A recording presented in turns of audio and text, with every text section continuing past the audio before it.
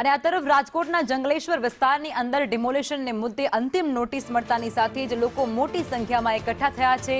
ભાજપ નગરસેવક નરેન્દ્ર રવ સ્થાનિકોની સાથે જોવા મળ્યા છે। નોટિસને લઈ અને ભાજપ નગરસેવકે પણ ચિંતા વ્યક્ત કરી છે। એક સાથે 2000 પરિવાર ક્યાં જશે તેવો સવાલ પણ તેઓ કરી રહ્યા છે। મકાન પણ ભાડે મળે તેવી સ્થિતિ અત્યારે ત્યાં નથી।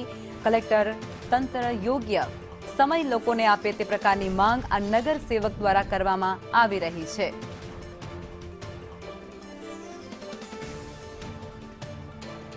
તો રાજકોટની અંદર પણ હવે મેગા ડિમોલેશન હાથ ધરાશે અને જેમાં જંગલેશ્વર વિસ્તારની અંદર જે ગેરકાયદેસર દબાણો ખડકી દેવામાં આવ્યા છે, સરકારી જમીન પર જે દબાણો ઊભા કરવામાં આવ્યા છે તેને લઈ અને નોટિસો ફટકારાતાની સાથે જ હવે નગરસેવક જે છે તેઓ પણ ચિંતા વ્યક્ત કરી રહ્યા છે, કારણ કે એક સાથે 2000 જેટલા પરિજનોને નોટિસ મળી છે મકાનો ખાલી કરવાની અને જે દબાણ છે તેને હટાવવાની। આ નોટિસ મળતાની સાથે જ હવે લોકો પણ ચિંતાતુર બની ગયા છે અને નગરસેવક જે છે તેઓ તેમની બહારે ગયા હોય અને તેમની સાથે તેમના લઈ અને ચિંતા વ્યક્ત કરતા હોય તેવું અહીં સામે આવી રહ્યું છે। અને તેમના દ્વારા એવી ચિંતા વ્યક્ત કરવામાં આવી છે કે જો એક સાથે આટલા બધા જ લોકોને નોટિસ ફટકારાય છે તો હવે તેઓ ક્યાં જશે?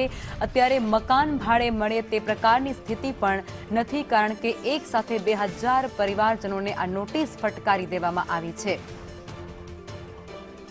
સ્થાનિક ભાજપના નગરસેવક નરેન્દ્ર ડવ જેઓ અત્યારે આ લોકો જે છે તેમની બહારે પહોંચ્યા છે, તેમની ચિંતા વ્યક્ત કરી રહ્યા છે।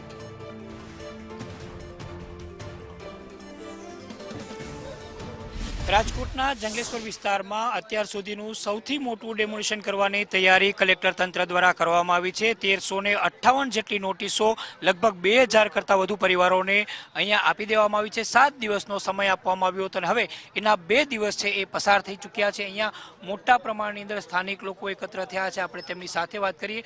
કાકા, નોટિસ આપી છે, શું કહેશો તમે? નોટિસ આપી છે બરાબર છે।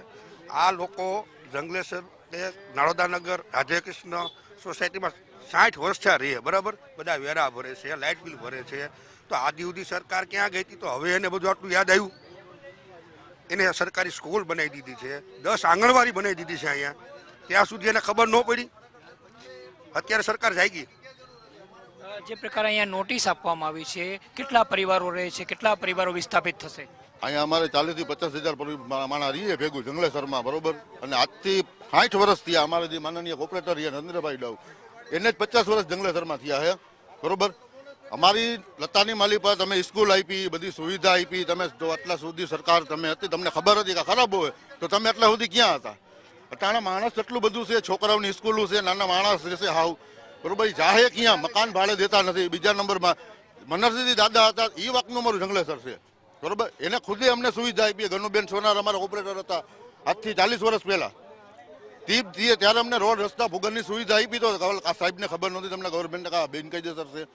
હવે તો કાયદેસરની નોટિસ આપી દીધી છે। 7 દિવસનો સમયમાં 2 દિવસ વહી ગયા છે, કઈ રીતે ઘર ખાલી કરશું?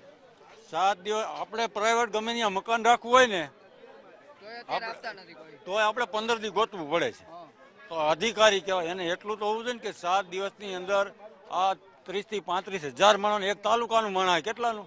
એક તાલુકાનું માણસ છે, એક તાલુકાના માણસને 15 દી આપણે એકને મકાન જોતું નથી મળતું। 35 થી 40,000 માણસને છે એનું વહીવટતા એને પેલા વ્યવસ્થા કરવી સરકારની। આપણે ભલે એ કહે છે પણ 7 દિવસની નોટિસ માણસની બરબાદી કહેવાય। તમે શું કહેશો કાકા, જે પ્રકારે નોટિસ આપી છે? માણસો કહેવાનું એમ થાય કે આ તો માણસોને તકલીફમાં જ પડે છે બહુ જ, કે આ તકલીફમાં કઈ રીતે સરકારને ઉગારવા એ વિચારવો પડે બરોબર। તમે શું કહેશો?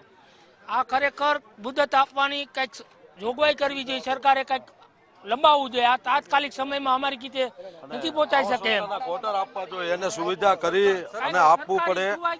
આવી રીતે પબ્લિકને હેરાન કરવાનું ન કરાય। અને એને ઘર ખોવડાય છે, એનો જો ઘર ખોવડા પાડવા માટે આવે તો એને કેવું લાગે છે? આ કરવું એના બાળ બચતો હોય છે કે નથી? હાલો આ નાના પછાત માણસોને હેરાન કરવાના આવી રીતે? સ્થાનિક લોકો છે એ પોતાની પીડા અત્યારે વ્યક્ત કરી રહ્યા છે। એટલું જ નહીં પરંતુ સાથે અહીંયા જે સ્થાનિક નગરસેવક છે નરેન્દ્રભાઈ ડવ એ પણ આવ્યા છે। નરેન્દ્રભાઈ, શું કહેશો? તમે ડિમોલેશનની સાથે રહેશો, વિરોધમાં રહેશો, શું તમારું કહેવાનું છે? અમે લોકોને જે આજી રિવરફ્રન્ટ બને છે તો જલ્દી આજી રિવરફ્રન્ટ બને એવી અમે તો સરકારને કહીએ છીએ. પણ આ ડિમોલેશન માટે જે રિવરફ્રન્ટ પસંદ કરવામાં આવ્યો છે એ રિવરફ્રન્ટ 300 ફૂટ નદીના સેન્ટ્રલથી 300 ફૂટ હતો અને અહીં સુધી હવે જે લંબાવવામાં આવ્યો છે એ જે વધારાનું જે ડિમોલેશનની નોટિસ આપી એ ના આપવી જોઈએ. 7 દિવસમાં ખાલી કરવાનું છે, તંત્રએ તૈયારી કરી લાગી છે. શું લાગે ડિમોલિશન થશે નહીં થાય? લોકોને આ વિસ્તારના તમામ લોકો એસએસસીમાં છે, એના બાળકો ભણે છે. એ લોકોએ કાલ પણ અમે ડેપ્યુટી કલેક્ટર ચાંદનીબેનને અમે રજૂઆત કરી છે. ચાંદનીબેનને મેં રજૂઆત કરી છે અને ચાંદનીબેને પણ એમ કીધું છે કે કલેક્ટર સાહેબે સાથે વાત કરી અને 2 દિવસમાં અમે કહેશું. જે પ્રકારે તમે રજૂઆત કરી છે, શું લાગે છે ડિમોલિશન અટકશે? સરકાર તો બનાવવા ઈચ્છે છે, તમે સરકારના એક ભાગ છો. તમે તમારું સ્ટેન્ડ શું રહેશે? લોકોની સાથે રહેશો કે સરકારની સાથે?